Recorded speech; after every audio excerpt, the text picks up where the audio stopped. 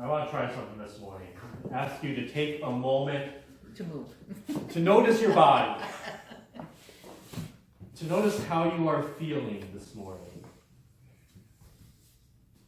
Maybe notice how you felt waking up this morning.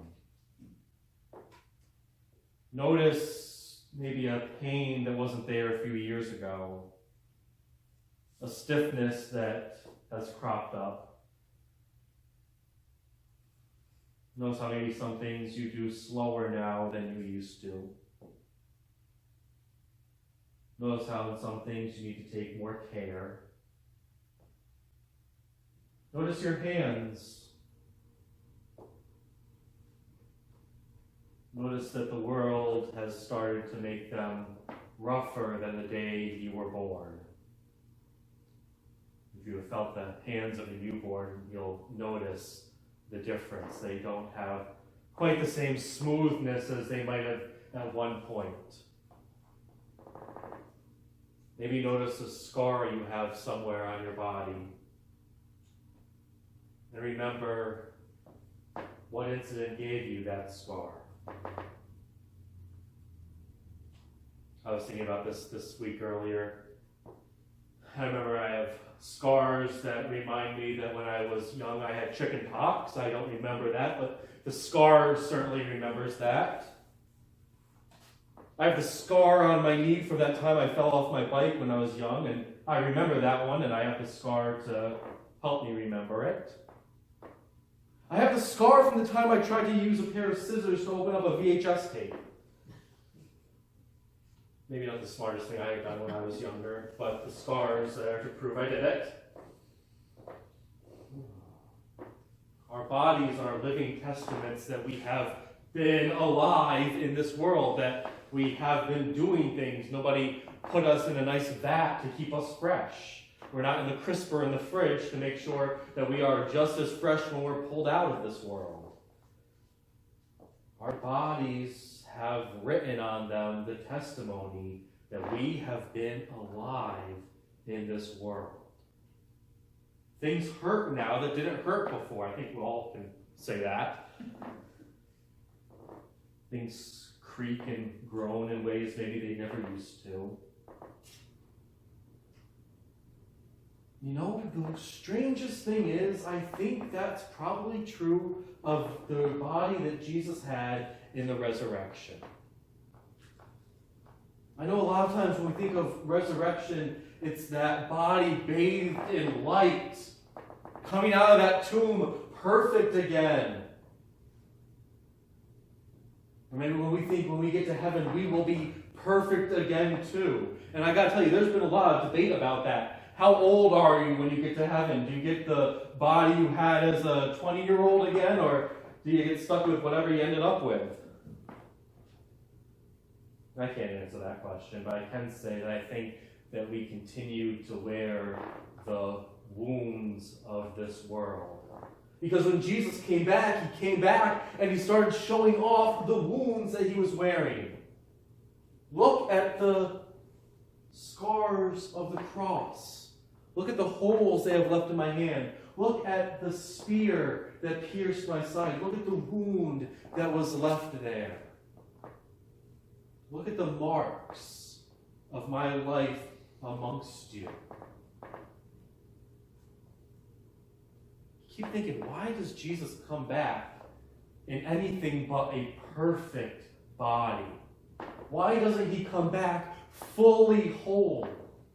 Why isn't his skin smooth to the touch again, as it was in Bethlehem so long ago? Well, maybe Jesus couldn't. Maybe that's not something Jesus could control. I don't think that's it, though. Jesus turns water into wine. That's got to be harder than just fixing the holes in your hand. Maybe Jesus needed it as proof. Maybe it's proof that the resurrection is real, that he did die and was resurrected. That this isn't a ghost walking around.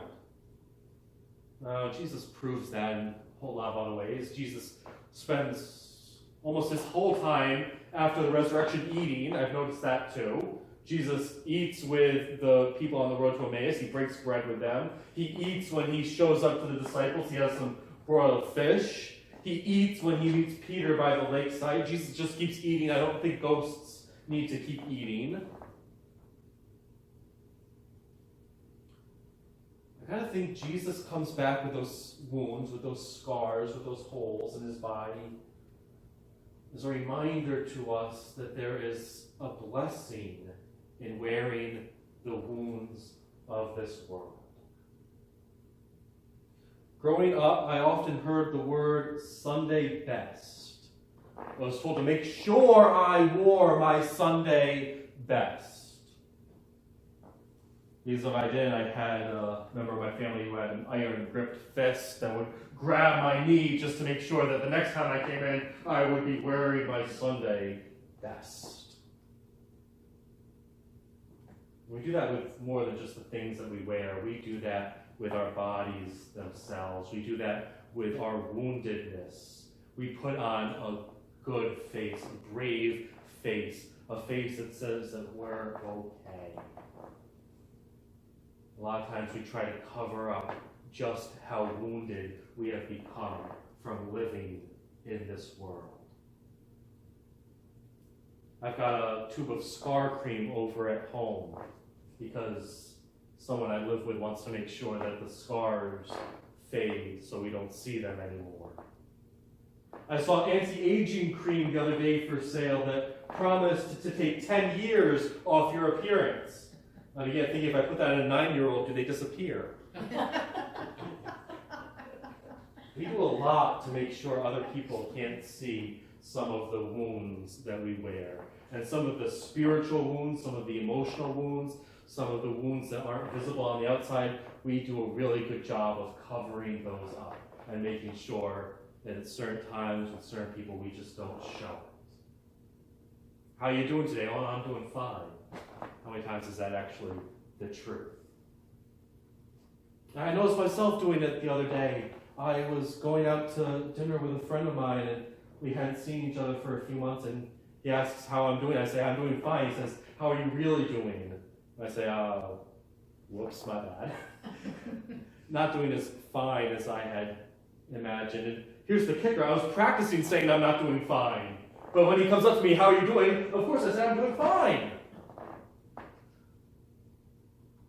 We all tend to start covering up some of those times when we're not doing all right. Not Jesus, though.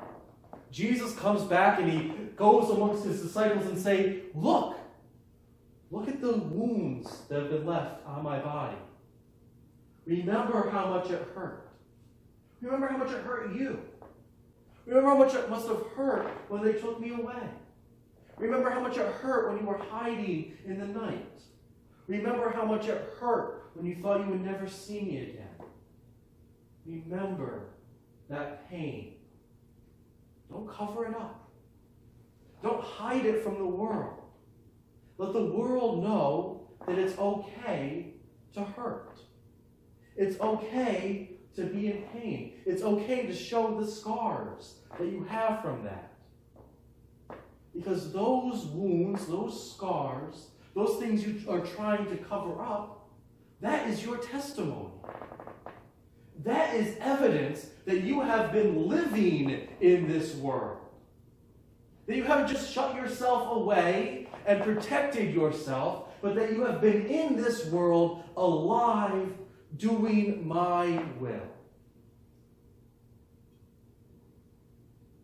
We have this image of the line getting into heaven and being surrounded by people who are bearing all sorts of wounds from this world, and I go there looking fairly fresh and new, and it kind of terrifies me a little bit. Maybe I haven't gotten enough wounds from this world, enough wounds for my walk with Christ. If you look at some of the imagery from the early days of the church, the days when Christians were being martyred left and right, you will see the images of these martyrs. And in the background, or sometimes in the foreground, you will see an image of how they were martyred. You will see St. Peter depicted with the upside-down cross. that he was martyred on. You'll see Andrew imaged with the X, the St. Andrew's cross that he was martyred on. You'll see John imaged with the axe that took his head off. Maybe it's a blessing to show the wounds that we wear. Maybe it's a blessing that we are marked in a way to be recognized. I've been carrying a receipt around with me today.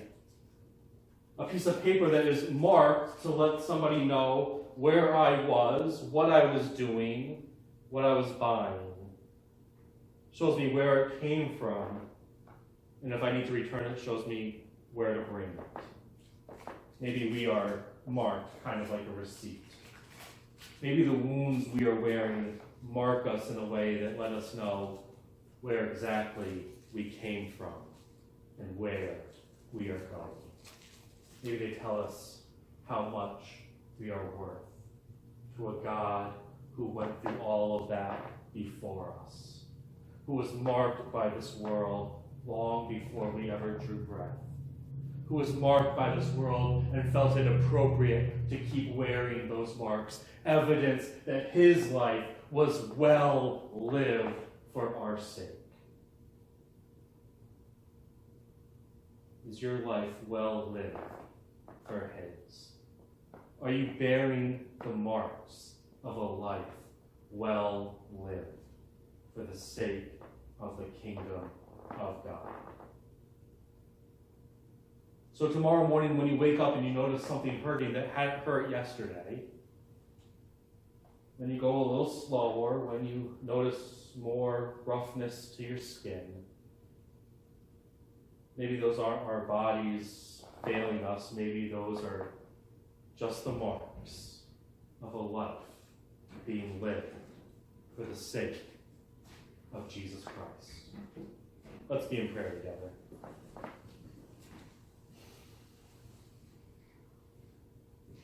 Lord God, help us to wear the wounds of this world, not with shame, not by trying to cover them up, but with absolute pride, knowing that you placed us in this world, that you went through all the torment we could imagine, that you bear the marks of suffering, and they do not shame you, but rather you take those marks and you turn them into a testimony.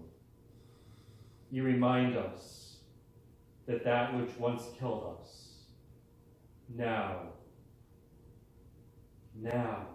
predicts life everlasting. Amen.